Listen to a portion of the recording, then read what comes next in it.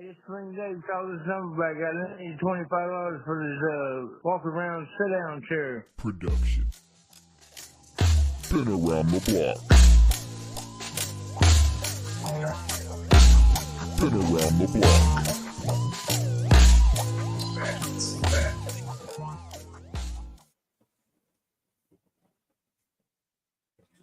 Welcome to Been Around the Block, episode 27. We're all so glad to have you here. I know it's kind of strange we're doing it from our living room again, but this evening we have Derek Talkington with us, and of course, Chris Ross, Bradley Nemo Sparks. And we just want to say thank you again, man.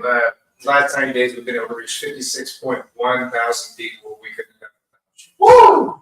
Hopefully some people start joining us soon, but let's just go and get started. Yeah.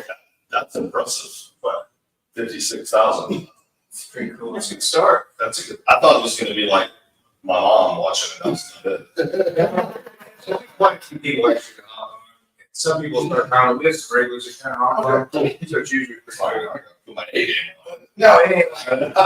That's how many people we reach. We'll get about average of 30. Yeah. So it's not bad. But people go back and watch. Oh, for sure. Super cool. But anyways, without any further ado, like I said, Derek Talkington, and tell us a little about yourself.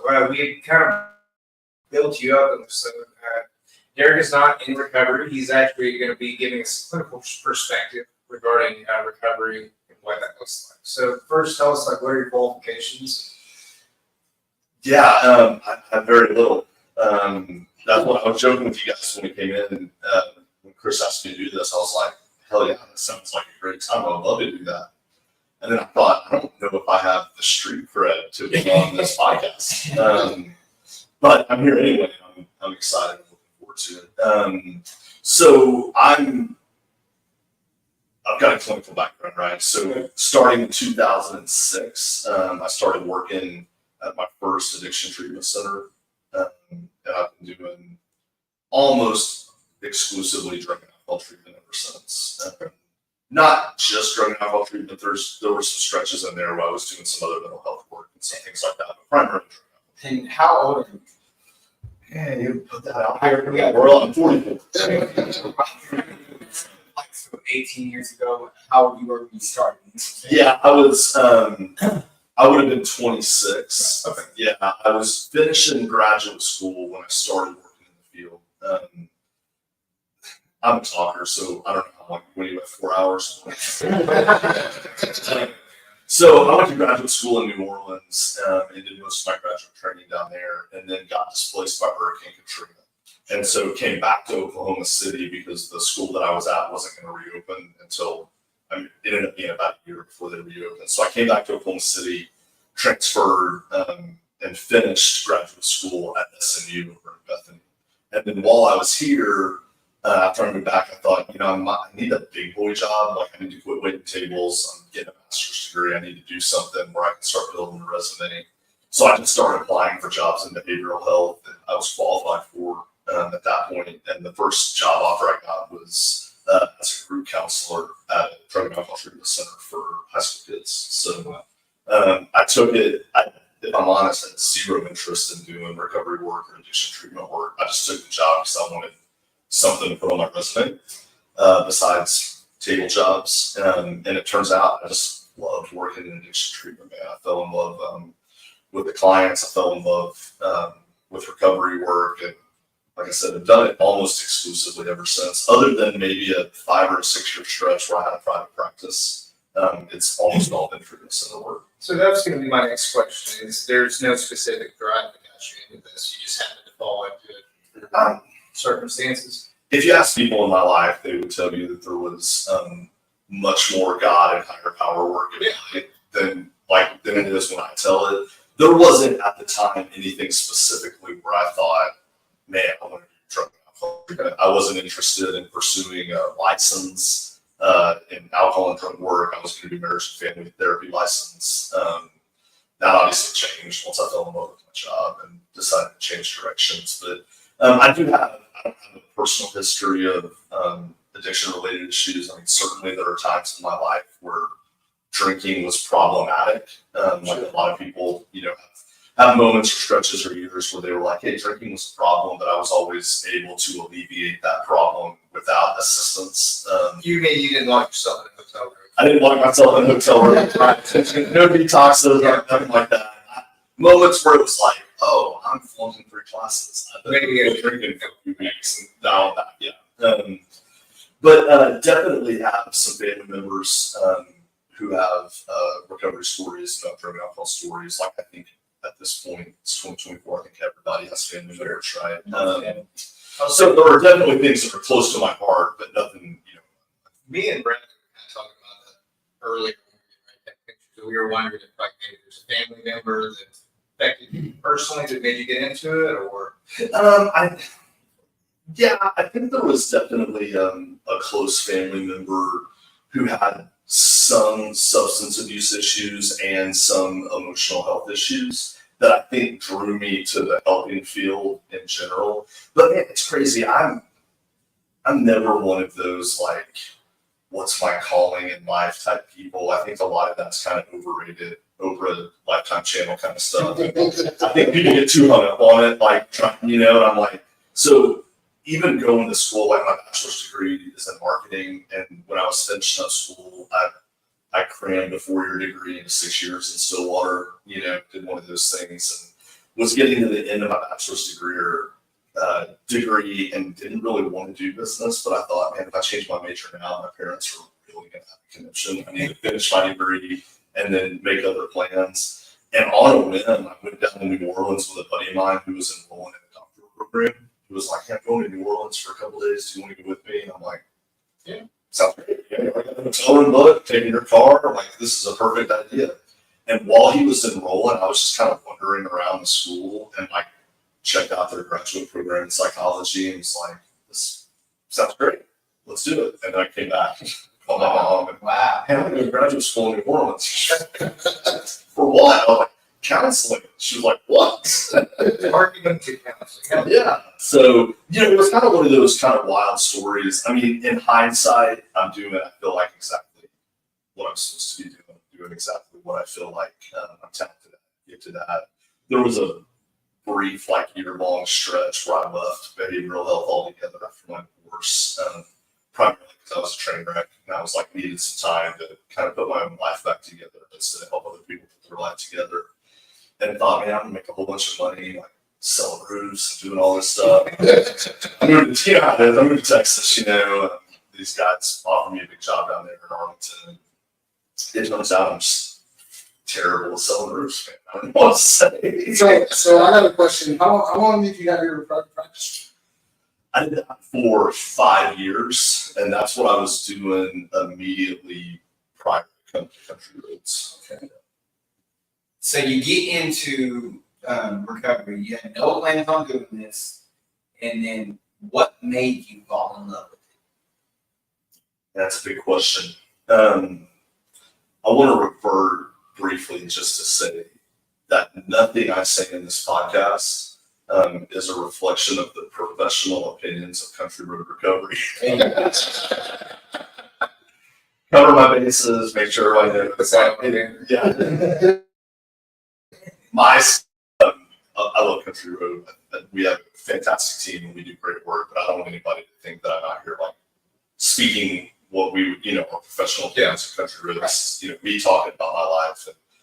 And, for me, a lot of this is hindsight because it's hard to say. Initially, I think what made me fall in love with it is I was working with high school kids. I was in my mid-20s and it was a blast. I was working with kids who were low income and had rough histories, and I think just being around that and seeing them change, I think was really kind of a beautiful thing and rewarding. One of the things I love most about treatment center work versus, even though I love my private practice, I love the work that I was doing in the outpatient setting. There's something about working in a 90-day program that you see so much change in people in 90 days. You would have to work with those same people in an outpatient setting for 2 or 3 years, I think, to see those lights kind of come on. And I think that environment just really struck me as like, wow, I'm actually making a difference, this kid's life. And that was really cool. in hindsight, looking back after doing this for so many years, I don't know if anybody can spend a large amount of time around recovery literature and people in recovery and not fall in love. Yeah. You know what I'm saying? Like, there are some really beautiful things about 12-step work and about the program, about the literature, and about the people that you encounter and the stories that you hear. And I think you put anybody around it enough and they're going to be like, this is awesome stuff. Well, you said something just a second ago that really kind of stayed with me, and being around other people in recovery is when you see the lights come on. It's something magical. It's like the best thing you can see. When I see it in people's eyes, and I'm sitting there having a conversation. I remember like having the first conversation with someone, and they don't seem completely there, and then like close to the end of their 3 months, you start talking to them, and they start making a lot more sense, and you feel like that they've got breakthroughs. They start dealing with the trauma and stuff that they've had to go through throughout life. Well, the cool thing about that, like, in my experience, is you often from the outside see the lights come on before they ever aware of that. That's one of the coolest things. So, What about the heartbreak? I see I'm sure. because so I do. I help run shelter living houses, and I see a lot of people fail. And so you working in a rehab, you're seeing them coming in completely broken and then doing their not 13, 60, 90 day, whatever it is, 90 day treatment, and then leaving to go to shelter living. So I'm not sure if you see a lot of heartbreak, a lot of failure, but Yeah,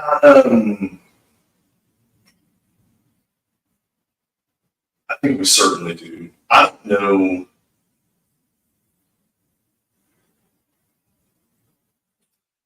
There are so many places in life where we see failure, right? I don't know if I see any more failure in my professional life than I see in any other places in my life, right? And maybe for me, at least, being acutely aware of pain and suffering in general across our city, our community, and the world at large. I mean, maybe that takes the sting out of it when I see it professionally a little bit at this stage. You know what I'm saying? It's like, I mean, even we're in downtown Oklahoma City, right? High rise, even parking and walking over here, right? Like, there's heartbreak. Yeah, there's heartbreak within 2 blocks of where we're sitting right now, right? And so I think there's so much of that when I see it professionally, I don't take it on professionally, right? Because I see it every day, no matter where I go, right? There are certainly things about our profession that are hard, right? We have clients that don't make it. I mean, you guys know this as well as anybody. Like, there are people that addiction takes their life, right? Whether it's through overdose, whether it's through suicide, there's lots of different avenues that happens. And so it's hard when we have clients that don't make it. In the treatment setting, we often hear about that. Second, third, hey, did you hear? I heard from so and so that this happened. Yeah, and we don't see it in the facility, obviously. But man, the stories of hope and the stories of the people that make it, I think, really outweigh that. You said it's kind of hard to say when you can see that. So I just want to kind of point this out. Do you know this person? You're saying shout fair. That's Jay Chapel. Okay. Oh, Jay Chop. Jay Chop. So nice. So I'm going to jump right in. I told you I was going to ask you about this. What's your professional opinion regarding Savas? Dun, dun, dun. yeah. I mean, I don't know if There's so many ways to look. there's a thousand different ways to look at it. And I tell my clients all the time, I've been doing this long enough that I've seen lots of different things. There's not one way to make this thing work. Yeah. And that's my professional anecdotal, right? I think there are things that statistically help you, yeah, right, and can set you up to make things work. But I've worked with who have done different modalities of medication-assisted treatment, and it's worked really well for them. And then I've worked with a lot of people who have tried medication assisted treatments and it was a total disaster. Right. The only real kind of like hard line opinion maybe I have about it, like I said, I think whether it's good or bad, I think that depends. It's going to be case By case, and so many other things are playing a role. Right? But the one hard line I have about it is my professional opinion is that opiate medication assisted treatments were initially never designed to be a long-term solution to your problem, right? I think they can be a really good short-term component to getting you over a hump, to getting you started. But when I talk to people who have been doing it for multiple years, or even longer, there's a lot of fear there for me for that person. I'm not going to tell that person, hey, they're doing this wrong.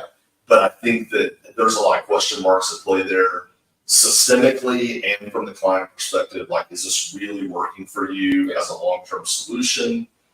And systemically, I've got question marks about places that want to keep people on medication assisted treatments for 10 years. Well, I can like speak from the other perspective of that. When I went to get on opioid medication assisted treatment, I mean, my intention really getting off it. I just had the intention of not having to get heroin. Yeah. It was just easy. Yeah. You know, I wasn't looking to get recovery. I was just, like I said, For an me, easier way to do it. for me, getting on Suboxone was so I did not have to go through the pain of withdrawal from opiates. Yeah.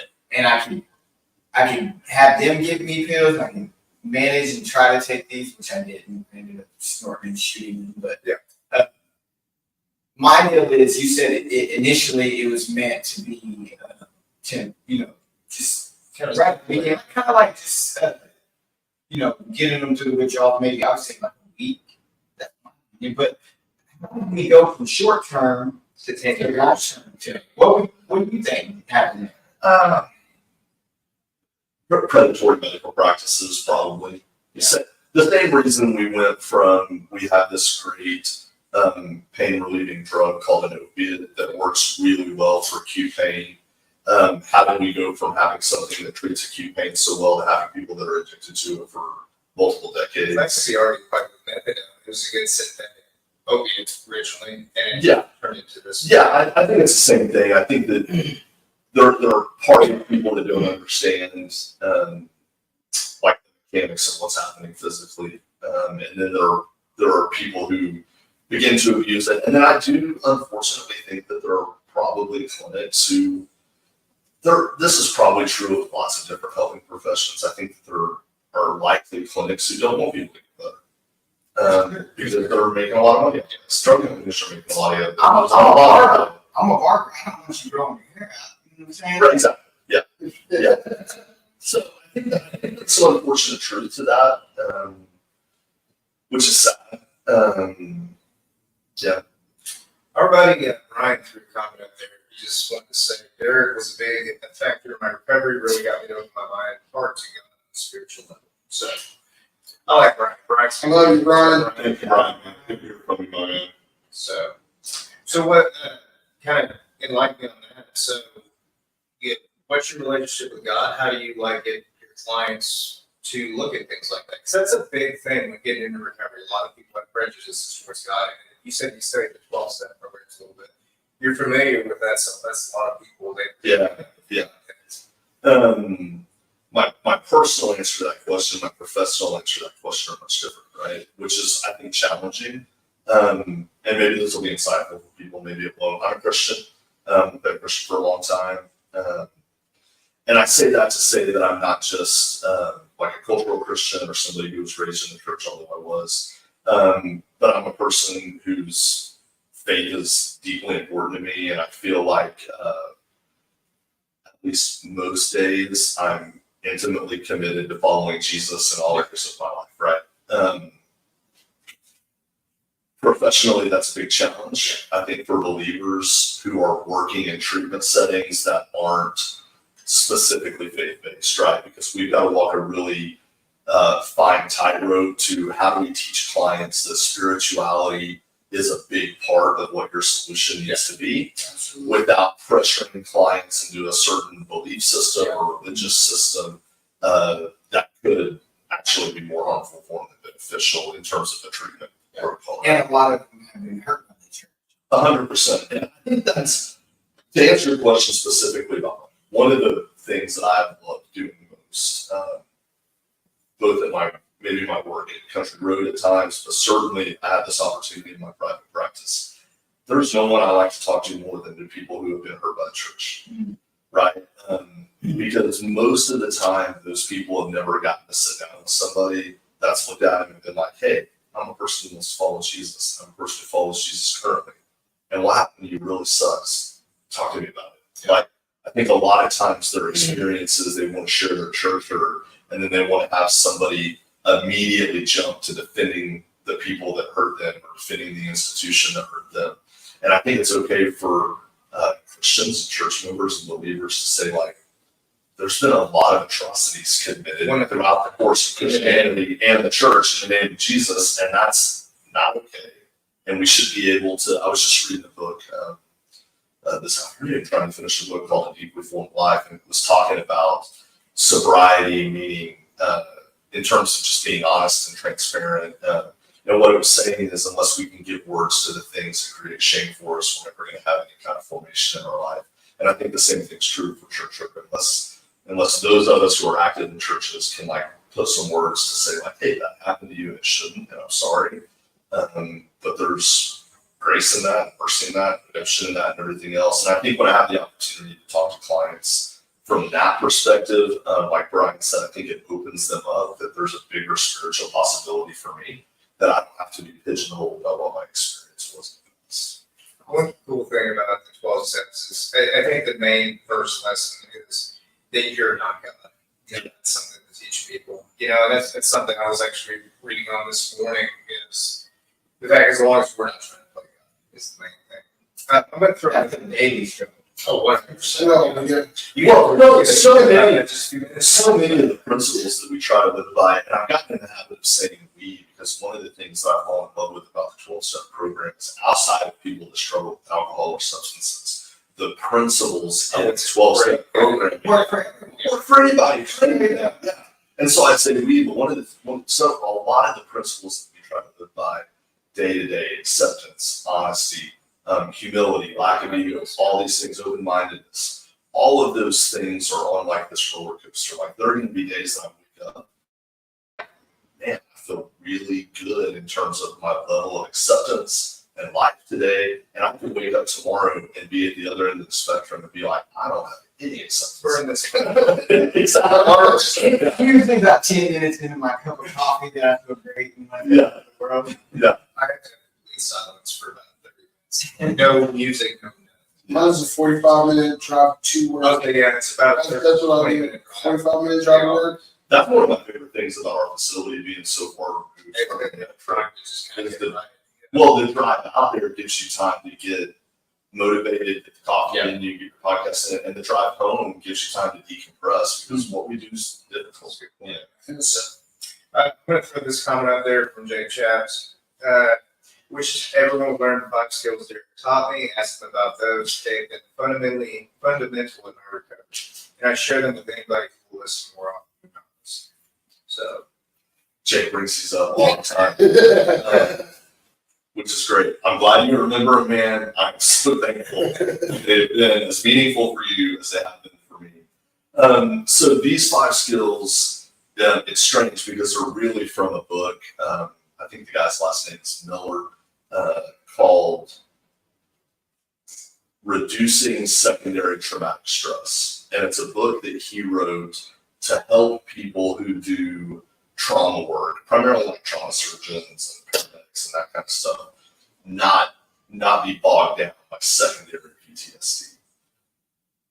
The principles that he talks about in that book, game changers. They were game changers for me in my own career because when I read his book, I noticed like, man, I feel exhausted and burned down in my own life from doing the work that I do, from sitting with people, from hearing their stories about everything from homelessness to addiction to rape and abuse and all these things. And so he talked about these 5 skills as a way to lengthen our careers as helping professionals. And I really just straight up Napoleon them and started teaching them to my clients, because I was like, these 5 skills, I think everybody on the planet, if they can learn how to do them and do them well, they're going to be healthier people. And so he says that what they actually do is they help us human better, right? If that makes sense. Like, they help us be more human and more connected as human beings in our relationships. And so Jake's put me on the spot. I think I can name all 5 of them off the top of my head. So the first one is increasing our experiential engagement and being more engaged in all of the experiences. Being present. Yeah, being present and being, if I'm like, I'm in here, I'm in this conversation, it's just That's a struggle. fully here, right? Yeah, 100%. And what he says, what we do as helping professionals is we're present, but we're not present. And he was like, it's counterintuitive. We think our solution is to disengage so that we don't have to deal. But he was like, it's actually the opposite. You're going to deal better with your whole life if you're fully engaged in everything you do, positive and negative, right? So increase experiential engagement. The second one is decreasing ruminating thoughts, which is kind of tied to being present, but learning how to not ruminate on a thought or ruminate on a feeling. We're going to have feelings that we don't like. We're going to have thoughts that are a little messed up, but not hanging on to those longer than we need to is really important. It just keeps us mentally healthy. The third one is monitoring our conscious narrative.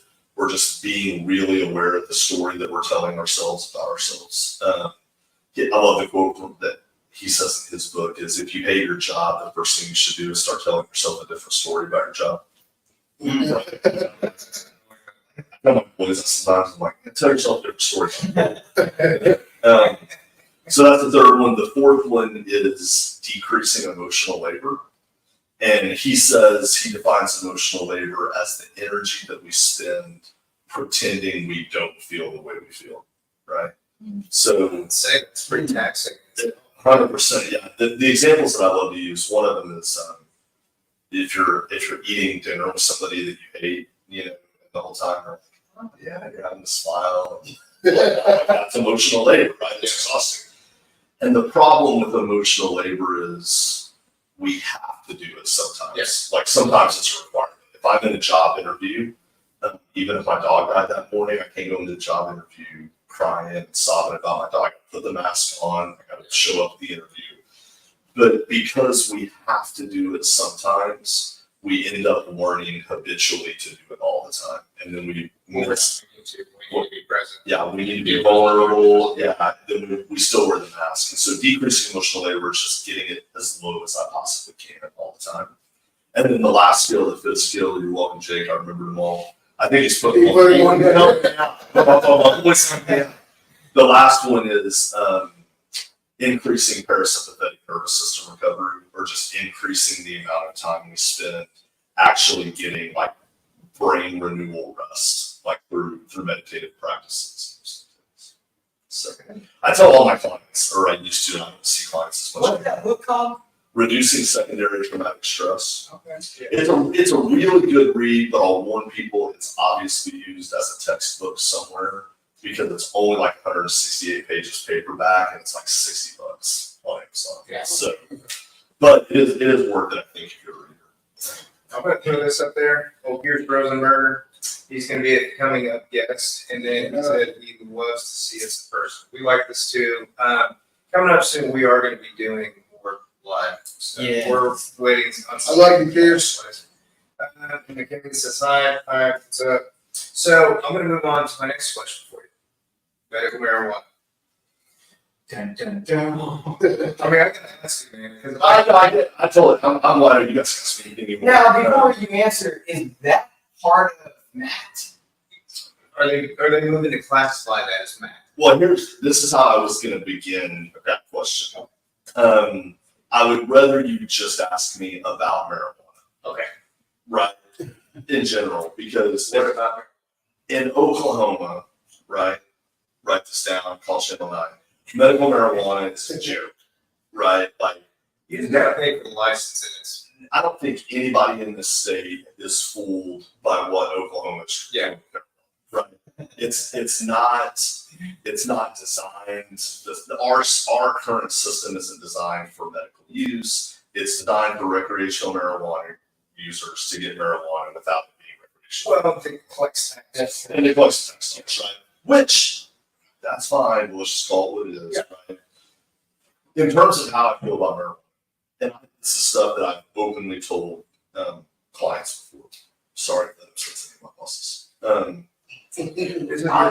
This is my personal opinion. And I do tell clients that. When they ask me, I say, this is my personal opinion, not the opinion. I'm not anti-marijuana. Yeah. Right. I'm not anti-alcohol. I'm not anti-casinos, right? But not being anti-marijuana doesn't mean that I think marijuana is a openly safe substance that doesn't have problematic things that come along with it. It's all like if you're using it to escape. I mean, I think that's part of Yeah, it. I think that, and I think that's true really for anything, right? Like, so when clients ask me about marijuana, I always tell them like, man, marijuana is a psychoactive, mood-altering, addictive chemical, just like anything else. And it is legal to use in a lot of places. It's legal to use in Oklahoma if you go to the doctor and tell me you have back pain, right? Migraines or whatever, anxiety, depression or whatever, right? So I tell people like, if I had somebody that came into I saw my private practice, they came into my office for whatever, like let's just say they were having marriage problems, and just through the course of the conversation, they said that they smoked weed twice a month with their buddies at poker night. I really don't have a problem with that, right? Just like I wouldn't have a problem if somebody said, twice a month at poker night, I have a couple of whiskeys, get a little bit of buzz, take an Uber home, and I'm like, is it causing any problems? No, cool. Like I don't have a problem with that. Right? From a drug counseling standpoint, if you're an adult and especially if you're over 25, 26, and you're being responsible, the research is really clear that there are very little physical and brain side effects from adults using marijuana, right? Recreational. The problem is people think that if they get up and they wake and bake, and then they smoke at lunch, and then they smoke when they get off work, and then when they smoke before they go to bed, that's recreational marijuana use. And it's 100%. That's heavy marijuana use. And just like with alcohol, heavy alcohol use is problematic. Causes you problems, causes your body problems, causes your brain problems. And so my opinion with marijuana is at this point, I treat it a lot like alcohol. If you're using it too much, it can cause you a lot of problems. I know people who have burned their life to the ground on marijuana, just like I know people who have burned their life to the ground on alcohol or gambling or shopping or food or lots of other types of things. And so that's for the random person on the street. Now let's talk about the real deal alcoholic addict. For somebody that is in a treatment program, marijuana is a trap, right? Because culture tells them that it's safe, that it's not a big deal. And what they don't understand is once you've identified yourself as an addict or alcoholic, or really once your brain has been hijacked by a substance, you are now categorically different than other people. And that sucks. And it's okay to say like that sucks. That sucks for those people, right? But it means that you have to make decisions differently than just some guy on the street who's trying to decide if he can smoke weed or not, right? Just like if I'm working with somebody in my office who says like, hey, do you think it's cool if I go to the casino? And I'm like, I'm not going to say it's bad to go to the casino, but the fact that you've identified yourself as somebody that has problems with compulsive behaviors, casinos can be really dangerous for you. That's not true for somebody that's just a random normie right off the street. And so I think for somebody who's in recovery, my personal opinion, and the opinion of country recovery I speak to more, is that recovery is most successful in a total abstinence model. That's Right. true. And that's true for marijuana, that's true for alcohol. I'm the type of person that if I do, like I'm that person that I know if I do anything, any type of mind altering substance, that I will burn my life through. I can burn my life down to the ground in less than 24 hours. That's how bad I am. Well, this is the deal. Like, you're talking about marijuana coming to Oklahoma as medical marijuana, and what that's done, I've seen, is it's pulled a lot of people out of recovery who think that now, because it's medical marijuana, now that they can safely smoke that. And well, like me personally, I could never just smoke weed. Like marijuana's been around forever, and I've tried just smoking weed, you know, and it never did last. I would reach for that bag and it wouldn't be enough. I guess, like you said, I passed that point. Well, and there's something really interesting that I don't think people realize that's happening from a brain chemistry perspective when we're talking about that stuff is for our brains to completely reset themselves after being what we would call hijacked by addiction, right? Or after addiction setting in, the brain disease of addiction, it requires total abstinence from all chemicals, right? And if you think or you've convinced yourself that, oh, I had a methamphetamine problem, not an alcohol problem. So if I want to drink every once in a while, that's okay. Or, oh, I had an alcohol problem, I didn't have a weed problem, I can smoke a little weed, that's no big deal. What you're really doing is keeping your brain primed to stay hijacked. You're never really letting the brain chemistry reset and normalize again. So it would be like if you have an electric stovetop and you've been running it on high for months, instead of turning it all the way off, all you're really doing is turning it to low, right? And It's still simmering. It's still simmering, and once those chemicals get in there, it turns back up. It gets hot fast, right? Versus one that's been cold for months, you turn it on, you can have it on for 2 or 3 minutes, turn it back off, put your hand on it, it's still relatively cool, right? And so people who have convinced themselves of that, or who are continuing to abuse some medications, and I'm not, like, there are some people that need medications. I get that, right? I can use it. So. Right, yeah. And so even people that are continuing to abuse medications can keep it from. So I'm going to ask you from a clinical perspective. Basically, so in the program that I work, once pickle, always pickle. You never see anybody come out once their brain's hijacked one time, right? Yeah. I mean, Well, I mean, from a brain measuring, like, scientific perspective, the brain will fix itself, right? I just had this lecture with clients last week, so some of it's still fresh on my mind. You know, we can look at it a couple of different ways. One of them we could look at, like, from the emotional rebound perspective, but the other one we could look at, like, the midbrain's override of the prefrontal cortex and decision making that happens with addiction. And with sobriety comes a fix for those two things particularly. Right, you guys know this. Your frontal cortex now can override your midbrain. And your midbrain, even when you have a trigger, says, I need to get high. You're able at this point in your recovery to override that. Yeah. Right. So that part of your brain has fixed itself in a sense. And the part of your brain that experiences chronic depression and anxiety and early recovery fixes itself, right? You might get technician. yeah, you're good. Okay. You might, you have that experience in early recovery where you feel chronically depressed or anxious out of nowhere. And given enough time, that stuff tends to fix itself too. Yes. So from that perspective, yes, your brain does unpickle itself, but from the perspective of does anybody ever become a quote unquote non-addict, right? I would say that it's problematic thinking to think that you do, because that thinking is setting yourself up to re-engage behaviors that could be dangerous for you. Okay, so like, right. You got, so you'll have Christians say, I do not identify as an alcoholic or addict.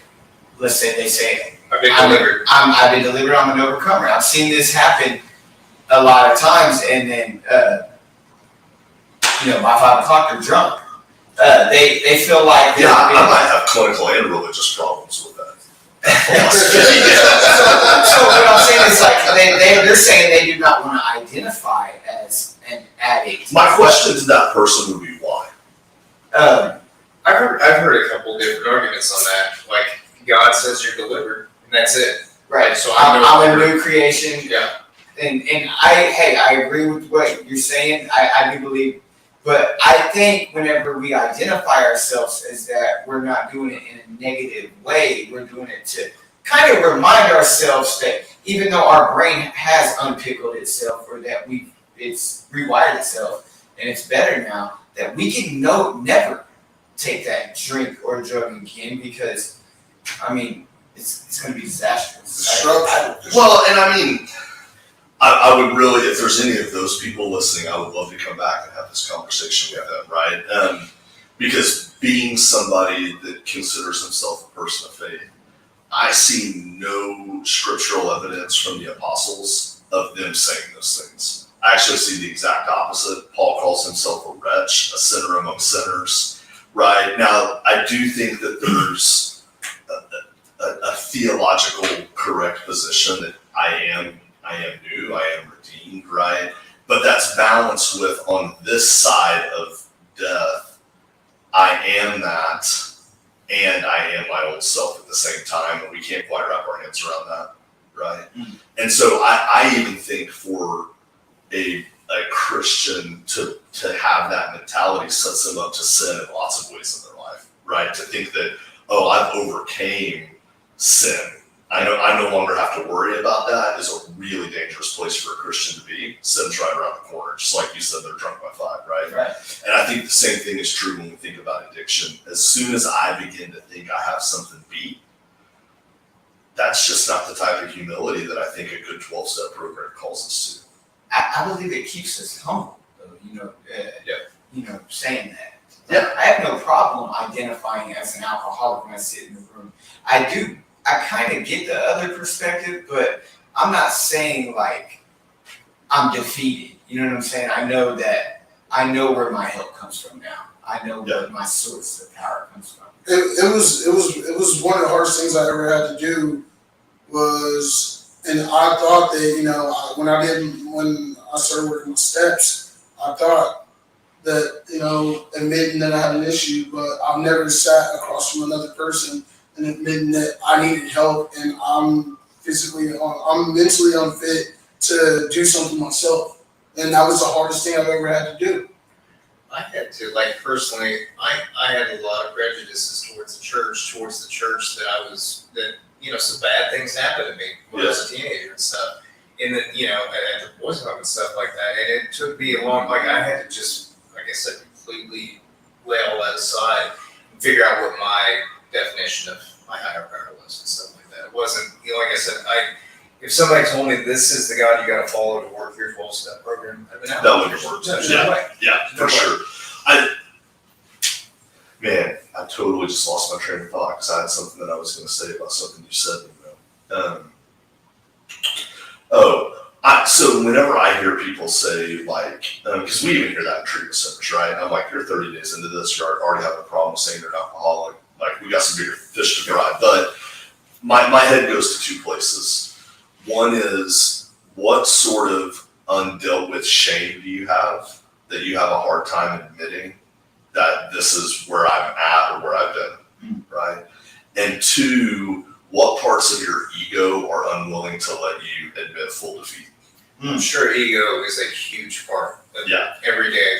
It usually is. Yeah. I like that this is kind of set us up for the question I want to ask now. Do it, man. And oh my goodness, I will be shocked if our comment section does not go crazy. Yes, do it. Bring it. Disease or choice? Ooh. Can I say both? You can explain. Yes, please. Yeah, just please. Yeah. Scientifically, disease, right? And I think that's really defensible. I think you can measure that.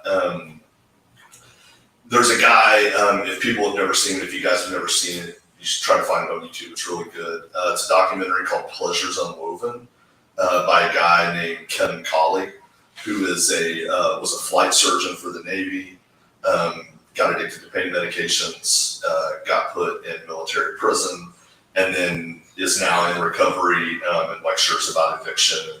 So he was a surgeon, and when he first went to prison and they put him in a treatment program, his counselor was like, "You have a disease." He was like, "I'm a surgeon. I think I know what a disease is. This ain't one." So this documentary is his process of coming to terms with addiction as a disease from a medical standpoint. And he breaks it down really simple. He says the medical definition of a disease is an organ of your body that has a defect, and the defect has symptoms, right? So we clearly know that the organ of the body is the brain. The defect is the midbrain's override of the prefrontal cortex. The problem is, and this is where people have a hard time, is the symptoms of addiction are bad behavior and bad choices, right? Because of the way the brain's working. And so I say that to say, yes, 100%, I'm convinced addiction's a disease. And there are lots of diseases that we get that start with a bad choice. Man, I believe the one we had on last week kind of said this. Yeah. Matthew. Yes, exactly. I love that answer. Man, I got it because I can't remember exactly what he said either, but it was very. It was really close to yeah, because you're right. I mean, we can call diabetes disease. You can get that for bad choices, bad or eat. Yeah. Lung cancer. Not everybody that gets lung cancer has a history of smoking, right? There are those anomalies, but if I smoked for 40 years and then got lung cancer, you wouldn't call my lung cancer less of a disease because I chose to smoke. Yeah. Right. That's good. Parker Wilson says, "Yo, my guy." Oh, Parker, man. So what's up, buddy? Parker. And then our buddy Tig is saying, "What's up? Hey, it's at my house, bro. You've been here. And much love. Want to share.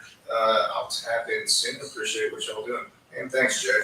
So I was going to ask you. So you're part of another podcast. Enlighten me on that. I know you and Pierce do something.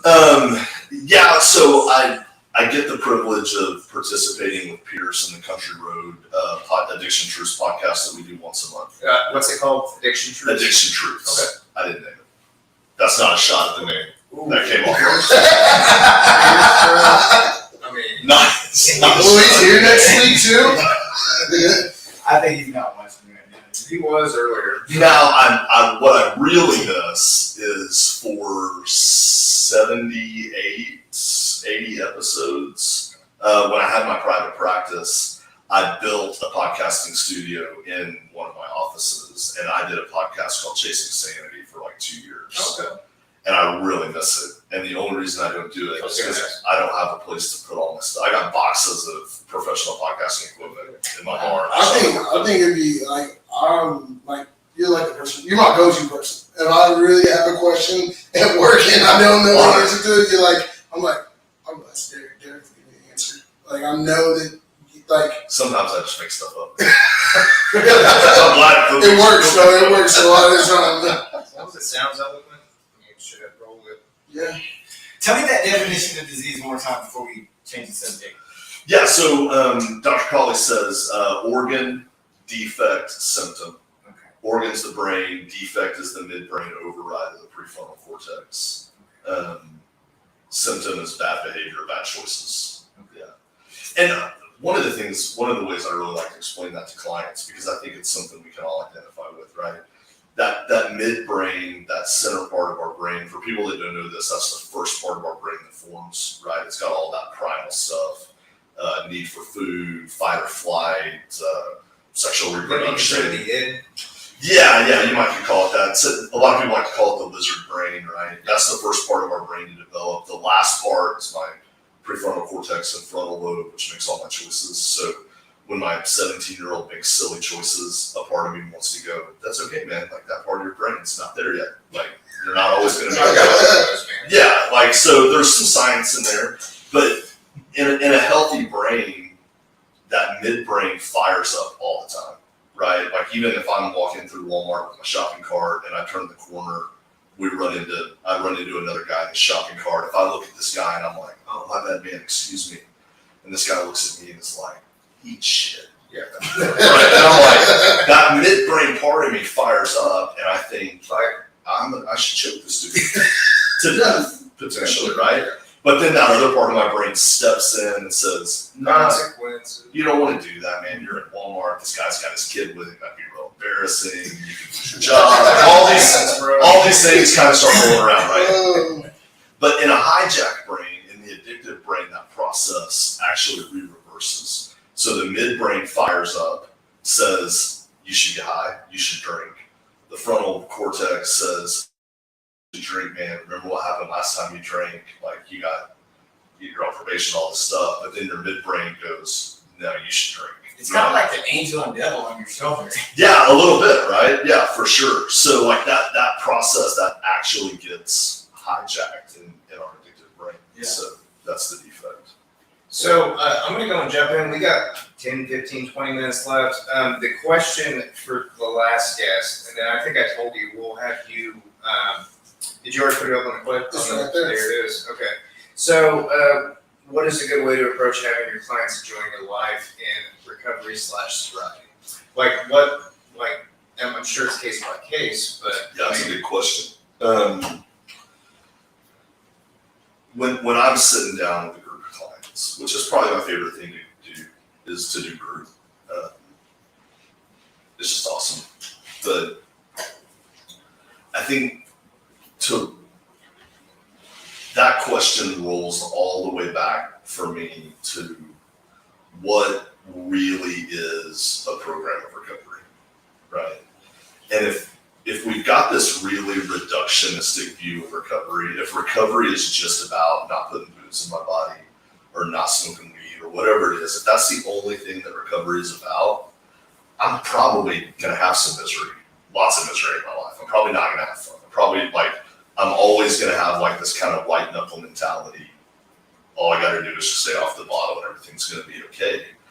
And I don't know if that's true. And you guys can maybe share with me what your experiences have been. But for me, I want my clients to view recovery as like this formational way of living that encompasses all different areas of my life, right? Because one of my favorite definitions of addiction talks about the characteristic manifestations that come up spiritually, physically, emotionally, socially when we're addicted.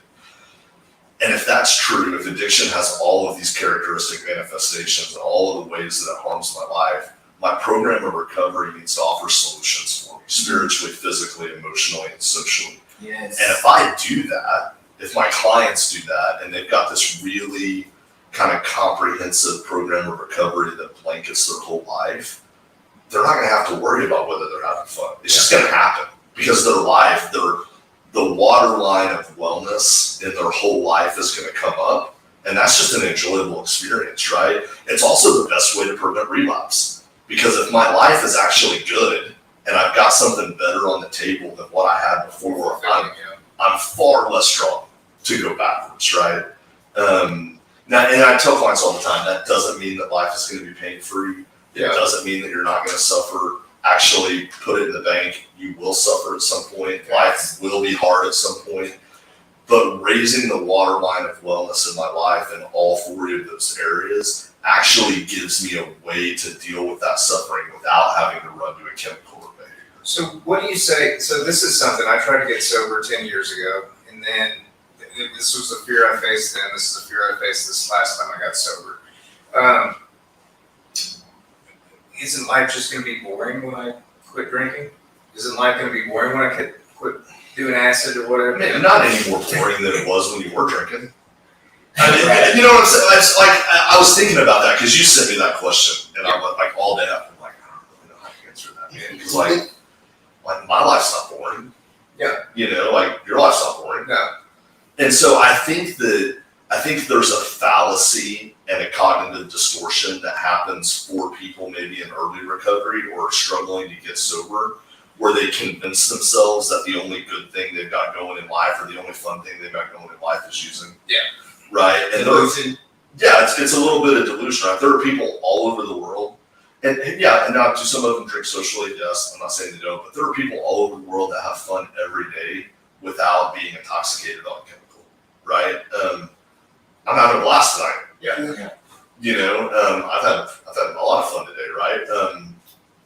And so I think that what we have to do is we have to remind ourselves that if me having a good time really hinges on intoxication, What else is going on? Yeah. what else is going on with me, or what is it that I'm unhappy with? Because unless there are definitely people, and I met more of them my private practice that I do. Obviously, by the time you get to a 90-day treatment center, life's throwing some pretty hard punches. You're not seeing right? loudest in the choir. Yeah, you're not seeing lots of bar, but there are a lot of people who have had problematic substance use, who are maybe early stage addiction, who aren't using or drinking all the time. Like they have moments or they have binges. And those people, if they were honest and you put some truth serum in, would say, yeah, I have fun when I'm not drinking at times too. Right? Now in late stage addiction, it's a little bit different because the frequency and amount is so much greater. I'm sure it has to do with chemicals in the brain too. There's a lot of that too, and I think that we have to remind people of that in early recovery, that there's legitimate emotional post-acute withdrawal symptoms that are happening in your brain. You are not going to feel satisfied and happy for your first couple of months, no matter what you do, right? You could go to Disneyland or Disney World and be like, I used to love Disney World. This freaking sucks. What's the deal? Right? Well, your brain still wants cocaine. So you got to give it some time, hold on, trust the process, and eventually that stuff over the first couple of months or the first year. I was going to ask, how long does it usually take to be completely? That was going to be post-treatment. Yeah, it's there are so many case specific things in that. So you can't. I mean, it's not just average. I mean, I think you can give it a pretty good time frame for most people, right? But a lot of it's going to depend on chemical choice, right? Amounts, how long somebody was using, all those kind of things play a role. Most people, this is anecdotally, have told me in their recovery that somewhere around that 6-month period, they have a big step forward in feeling better. Yeah. Right. Almost everybody within that first year feels like they're pretty much back to normal. Right. I think with heavy long-term marijuana users are the longest. That's been my experience. Oh wow.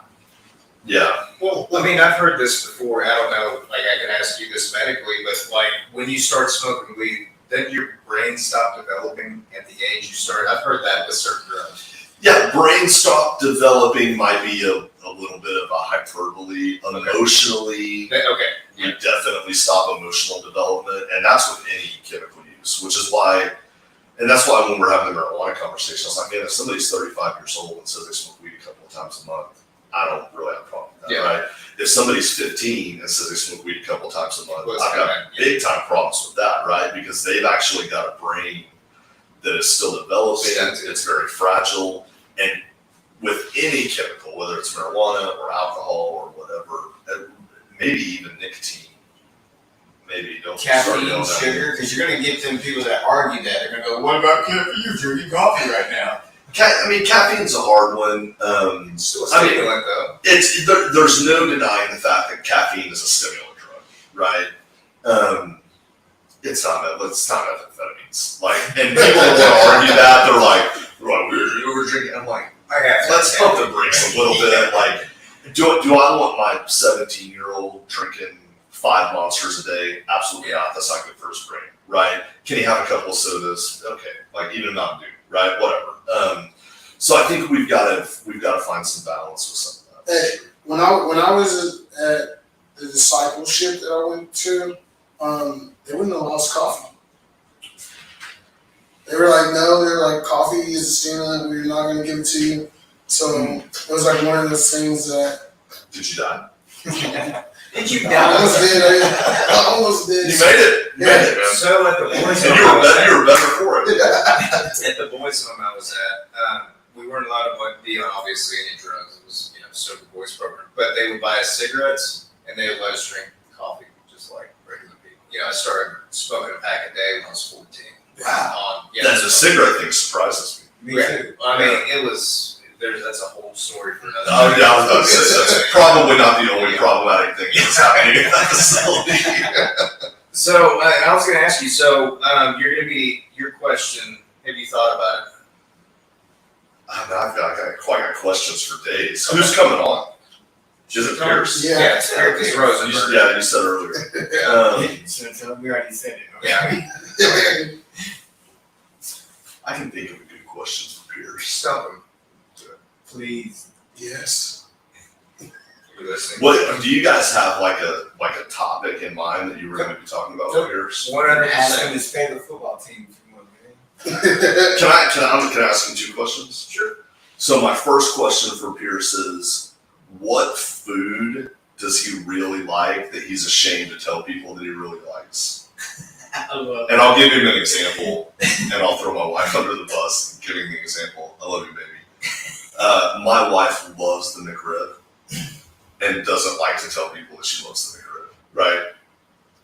I like gas station burritos, like the deep fried ones that they keep behind the glass that have been there for like 6 hours. Yeah. I didn't think on that. So I'd like to know what that is for Pierce. And then ask Pierce,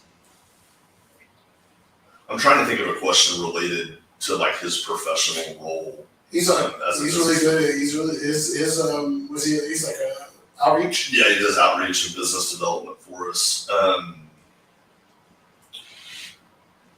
Ask Pierce what he thinks is the hardest part of developing relationships with other community resources, specifically in terms of overcoming the stigma of him being in recovery. Like when he's in a room maybe full of Normies. Yeah, full of normies, or maybe he's not doing specifically addiction treatment outreach, like how hard it is if he still finds stigma out there in the professional world. Good question. So would word that be like, what do you think is the hardest part about developing relationships professionally with people outside of recovery? Yeah, specifically in light of like experiencing stigma. Okay. Yeah. Stigma being in recovery. Yeah. Perfect. You guys can reword that. Put it in ChatGPT and have them rewrite it for you. I've got that on my phone. Absolutely. ChatGPT writes all of my. I'm throwing myself. Yeah. I gotta pick discussion questions for the movies. Movies for our clients, and I have to pick. ChatGPT writes all my discussion questions. Thanks, Derek. I know what he shows them. I know. Like I don't have time to watch all those movies, man. They I'm not gonna come up with the questions. like, can we watch something different? And I'm like, nope, you gotta watch this. Sometimes I pick something that I know that I'm gonna like. Like Breakfast Club a couple weekends ago. I got so many complaints. I got so many complaints. They would watch Along Came Polly. And they watched it like 2 days before I played for them the other day. Oh, like, that's funny. we already saw this.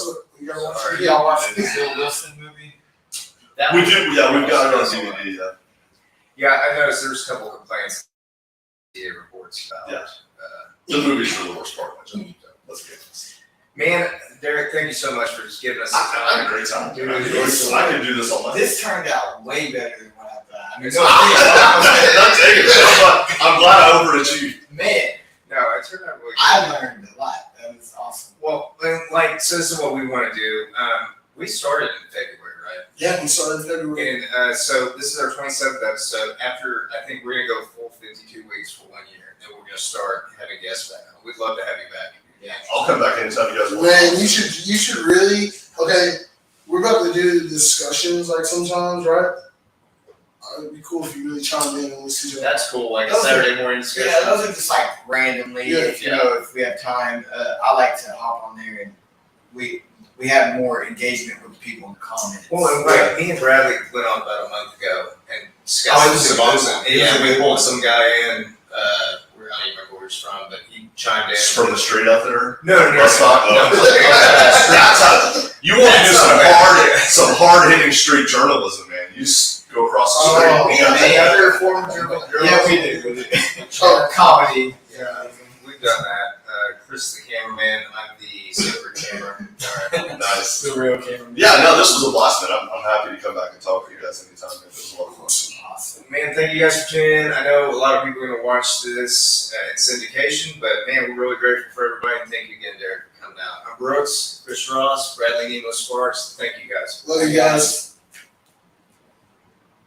For this walk around sit down chair. Production. Been around the block.